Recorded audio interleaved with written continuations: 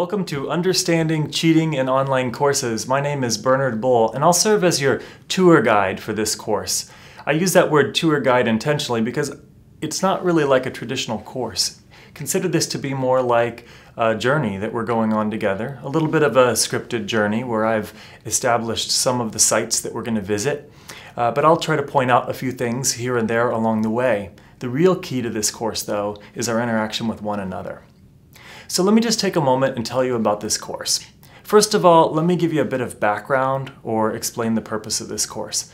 The purpose is really to help us explore together how to best cultivate a culture of academic honesty and integrity in online learning environments. The course title, Understanding Cheating, is certainly something we're going to explore, but more than just talking about cheating, I'd like for us to consider the opposite side, the positive side, how to promote honesty and integrity in learning environments.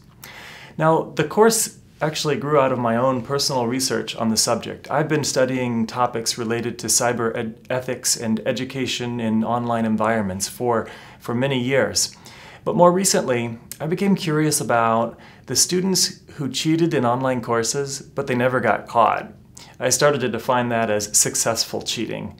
I'll describe this further in a few weeks in the course, but I refer to successful cheating as people who cheat. They have a low chance of getting caught. Their grade is likely to be higher with cheating than without, and the cheating requires minimal effort. Now, I'm not saying it's successful in the sense that it's good, but it was successful for the cheater if those three conditions are met. So I conducted a study to see, to learn more about that population of students who do those three things and accomplish those three things in a consistent manner. The study revealed some findings that weren't really that exciting to me. I didn't find a lot of high-tech or earth-shattering strategies for cheating, but I did have some insights that came out of it that I'm excited to share along the way as we explore this topic together. So that's where the course came from. Now let me just tell you about the way that this online learning experience is designed. So it's an 8-week online experience, and we have activities organized on a weekly basis. So you're watching this video likely as part of the introduction as we're getting started with week 1. You'll notice on the home page of the course, if you were to scroll down, you'll see a schedule. That's the place that you can go to find pretty much everything you need for the course. You can click on a week and then it'll bring you to a page that links to all the other activities and the instructions and so forth. So when in doubt, just go to the top left-hand corner and click on that home link. It'll take you right back to the home page and you can get to the schedule and find your way around. The other thing you'll notice, when you go to each week, it's consistently structured the same way. At the top, there will be an introduction, sort of an attention getter or a hook, or a way of introducing the topic for the week that maybe connects it to previous content or a previous week. It's a way to just get us thinking about the subject, sort of priming our brains for what we're going to be exploring that week. Below that, then, you'll notice that we have an essential question or a driving question and a learning objective. That's one that I propose for us to use as a guide for that week. However, this is a collaborative learning journey, so I encourage you to come up with your own questions each week, to explore them with one another in the social media outlets and other places. For example, Twitter, the hashtag #CheatMOOC is the one that we're going to be using to explore these topics out on Twitter, so you're welcome to do that. So come up with your own questions and your own objectives and ideas. Now, if you go down a little bit further on each weekly page of instructions, you'll then find that I've pre-selected some suggested readings and possibly some videos or other resources that help us to explore the topic. Now, not all of those readings are like a peer-reviewed academic quality. Not all of them are especially current, so that you actually find some articles that are 6-7 years older. But they have been hand-selected because I consider them great resources to get us talking and thinking about the subject. So I encourage you to use them sort of like kindling that we might put on a fire. The kindling maybe burns up, but the kindling really didn't exist to last forever.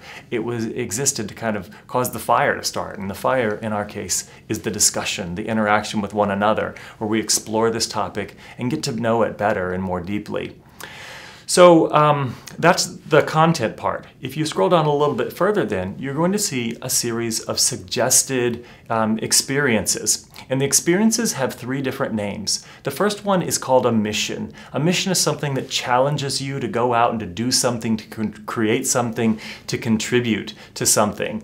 And so for example, you'll notice in week 1 we have what's called a anonymous cheating confessional. It's a mission. It challenges you to stretch yourself a little bit. So that's one thing. The second you'll notice are things that I'm calling activities. Those are more traditional learning activities, the kinds of things you might more typically see in an online course. And then the third are listed as events. Now, one event that I'm encouraging on a weekly basis is an ongoing event. It's not a specific time, but it's scheduled to run for each week. And that's on Twitter. So I encourage you, if you don't, to create a Twitter account and to follow that hashtag #CheatMOOC. And I will propose a series of discussion questions that we can explore with one another who are in the class and with people who aren't necessarily taking this class together. So I encourage you to take advantage of that event. But in addition to that, there will possibly be other events scheduled for each week. I'm even as the course is starting, I'm scheduling some new events as people connect with me and they have things they want to share. So some of the other events will be pre-recorded interviews with experts in the field, and also possible live events. We'll be using Google On Air, and there will be instructions provided in the week to tell you about the specific time and the link where you can go to watch and participate in those live sessions. Now, I realize that we have people from around the world, so if the time doesn't work for you, we're going to plan on recording each of these events so that you can always watch them, review them later. And we are going to try something a little bit differently. Now, I haven't quite figured out how this is going to work, so this is an experiment with a large group of people. But each week, I do have set up a badge. It's a way to sort of recognize your participation in the exploration for that week. So the first week is called a Research Assistant badge. And in order to earn a badge, you have to gain 100 experience points. If you look at the different missions, activities, and events, you'll notice that some of them have 0 experience points associated, and others have a certain number of experience points. Just because it says 0 doesn't mean you shouldn't participate. It's just, it may have simply been that I wasn't able to figure out the best way to measure your participation in that event. But there will always be enough activities, events, missions for you to earn 100 or more experience points. If you get 100 experience points, then you're eligible for a badge. I'm still working on the best way to distribute those badges to a large number, so again, please be patient with me as we work through this together. One last thing I'd like to take you through in this introductory video is a quick overview of what we're going to be exploring. So it's an 8-week course. Each week has a different theme, question, topic. The first week is about getting to know the vocabulary of cheating. So sometimes when we look at a new topic, if we don't know a lot about it, we don't have much of a vocabulary for it. For example, my wife loves gardening, and she can name lots of different plants and trees and flowers. I look at a flower, I call it a flower. But she can describe the different types of flowers because she has a richer vocabulary. And that richer vocabulary also allows her to notice things that I don't notice, to appreciate nuances that I don't necessarily appreciate. That's our goal in week 1, to explore the vocabulary around academic honesty and integrity. And we're going to explore it with a number of different themes and topics. The second week then, we're going to move on a little bit. And we're going to address a very common question, which is, do students cheat more online or face-to-face? Now, I'm not sure that we'll walk away with a definitive answer to that question, but it's a worthwhile question to ask because many are asking it in educational environments, and we'll explore that together during week 2. During week 3, we're going to become cheating philosophers, and we're going to specifically focus on this idea of metaphor. So we often describe ideas using metaphor. When it comes to cheating, there's often this sort of criminal metaphor. We talk about people getting caught cheating, the punishments for the crime. And those are all words that associate, again, with the criminal metaphor. We're going to look at the possibility of alternative metaphors for thinking about academic integrity and honesty. And we're going to grapple with which ones may be most helpful for us as educators and in our unique learning environments. Then we're going to move from the philosopher to the next week, the cheating psychologist. And what we're going to do as psychologists is explore the conditions and factors under which people are more or less likely to cheat. We're going to look at sort of the human side of cheating, and that might give us some insights on how we can minimize it or reduce it. Once we've done that, in the middle of the course, we're going to have an interesting week because the next week is actually a chance for you to practice cheating. Now, of course, I'm not really encouraging you to cheat, and the assignment is to cheat. So is it really cheating if you're asked to do it? So what we're going to do, though, is I'll set up a couple of assignments online, and you'll be given the task to try to do it using the 3 criterion for successful cheating. Minimal effort, your chance of a grade higher is better with the cheating than without it, and you have a low chance of getting caught. And then at the end of the week, or as we progress, you're going to have a chance to disclose your cheating strategy with one another. So we're going to kind of crowdsource the discussion about cheating by trying different efforts and sharing them with one another. We'll see if we get any good and interesting strategies that we can then use to try to minimize it in our own learning environments. After that week, we're going on to the exploring instructional design and how the design of our learning environments, our courses, our learning experiences has a huge impact on people's behaviors and their emotional responses. So that's a consideration sometimes we don't take into account when we think about cheating. We often just focus on rules and policies and restrictions and things to boundaries to try to prevent cheating. But we're going to talk even more holistically about the role of instructional design. After that, we then move on to the next week where we talk about the teacher's role as well as the institution's role in helping to minimize cheating and instead promote a really positive, engaging culture of honesty and integrity.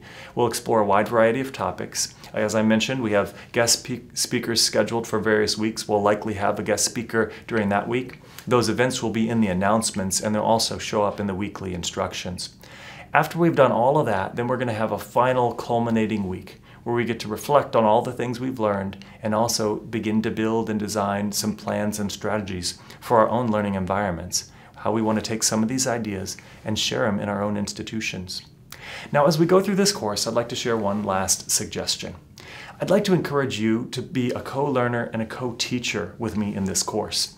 Please take the opportunity to share what you're learning on Twitter, on Facebook, LinkedIn. If you have a blog, please blog about what you're learning as kind of a diary of your experiences and share it with other people. My dream is that at the end of this course, we would all know more and have a greater understanding of how to promote honesty and integrity in online courses. But I have another goal, and the goal is that collectively we would create new knowledge and resources and share it on the web. If you do a Google search about the topic of cheating in online courses, there are journal articles and there are some resources out there, but not many that get into the kinds of themes and perspectives that we're going to talk about in this course, like the metaphors of cheating and the psychology of cheating and so forth. So maybe we collectively can create some new resources that will benefit others. I'm so excited to go on this journey with you. We'll have some bumps along the way. Things may not work perfectly. I ask for your patience and your assistance in trying to make it a great learning experience for everyone.